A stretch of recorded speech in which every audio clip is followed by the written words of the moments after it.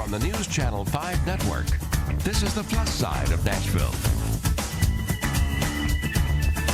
Hi everybody, I'm Tawanda. Welcome to the Plus Side of Nashville, where we like to recognize and showcase organizations and people making a positive difference and impact in our community. Tennessee isn't called the volunteer state for nothing. People in this state are known for stepping up to the plate to volunteer their services whenever and wherever they see a need. 2 years ago, Nashville-based organization Doing Good was founded to help those who want to make a difference in their communities by volunteering their services. And we're going to learn more about that nonprofit and their mission in just a bit.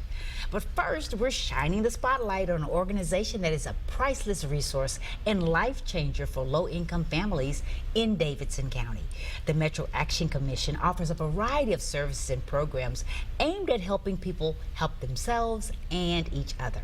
Joining me is the organization's Public Information Officer, Lisa McCready. Hello. Welcome. Thank you Lisa. so much. It's so good to see you. Oh, it's always a pleasure to have you here. I just love you. Thank you. The same here. I think we have that equal admiration. Absolutely, absolutely. Well, I love where you work and what your organization does. You guys have been around a long time helping this community. We have, since 1964. Is it 1964? 1964. We were one of the first organizations to come out of the war on poverty.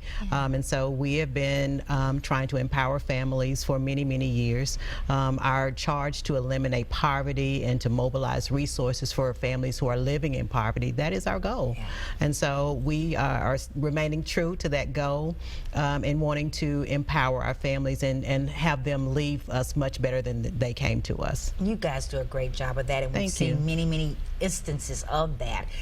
What does a person need in order to qualify for the services of Metro Action Commission? Do they need to be a certain income? Yes, all of our programs are income based, and so you have to be a family who is in poverty, and so we are able to describe that for you as it relates to our funder.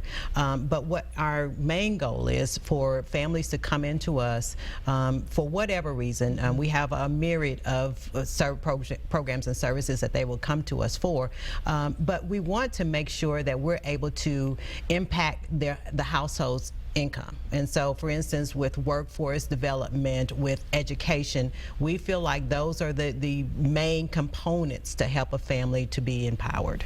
We're seeing a picture of one of the programs that you all offer. You offer programs that help people of all ages. From the Head Start program, in which Metro Action Commission has been on the forefront for many years, all the way to adult education programs. The picture that you saw is from our most recent graduation that was held earlier this year, and so we have adults come back to us for many, many reasons. It could be that something was going on during the time that they would traditionally be in high school, or with this particular picture, these Head Start parents, they wanted to go back and get some additional certifications, and so for the very first time we had 2 different certifications. One is in the field of information technology, the other one was a child development credential.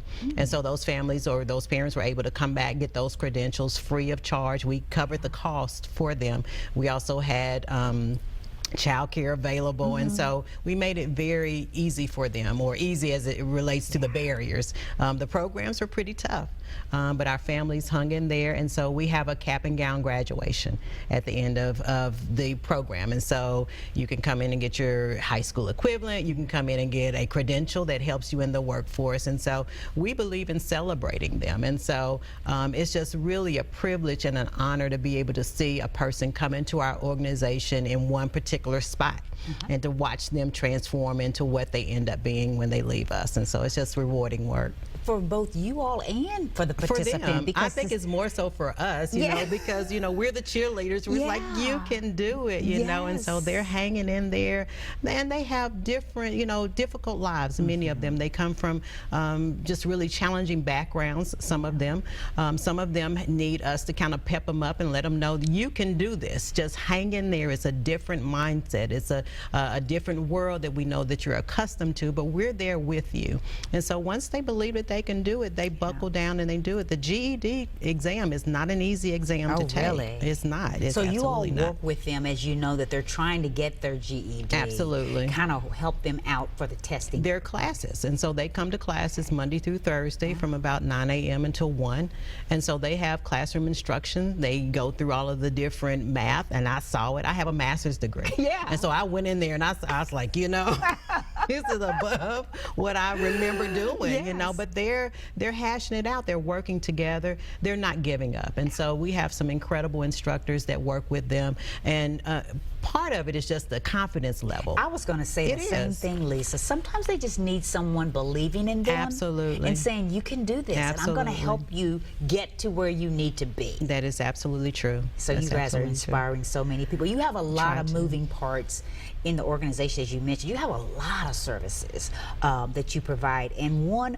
that I know a lot of people, as the weather gets worse, the temperatures drop, those electric bills, those gas bills go up, and there's just many people who can't afford always to pay those, but you all offer assistance in that. We do. It's called a low-income home energy assistance program, and so basically what we do is an applicant will come in and they'll make application, they'll bring all their documents, and we pay the utility bill directly. And so they come in, we take care of the bill. What happens is when things are changing, when anything changes in a home that's already what we call economically fragile, any increase in cost anywhere is a ripple effect. And so what we feel like we are is someone that can help with this bill, so that they potentially will be able to purchase things like food. Some people are making real choices between, do I keep my lights on or do I purchase food?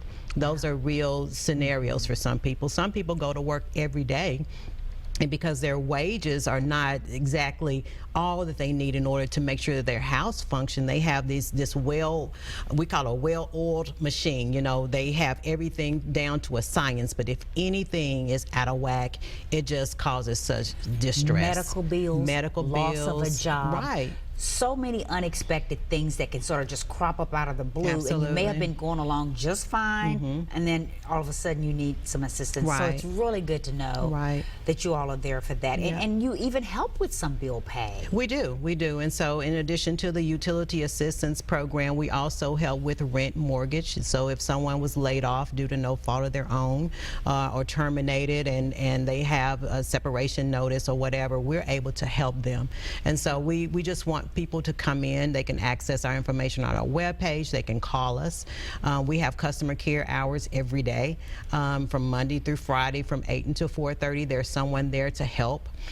There's also a way that you can apply what we call our express. If you want to come in like during your lunch break or something and you need to apply for help with your utility bills, you can come Monday through Thursday from 8 until 3. Oh, wow. And so it's you don't have to, it's like an express. You bring all your information in, we copy it, we make sure everything is there, and we send you on your way. You can also mail in your information. And so a lot of people have busy lives. And so what we try to do every so often is expand our hours, because we serve a lot of working families. There are a lot of families who work every day and still have challenges with meeting their basic necessities.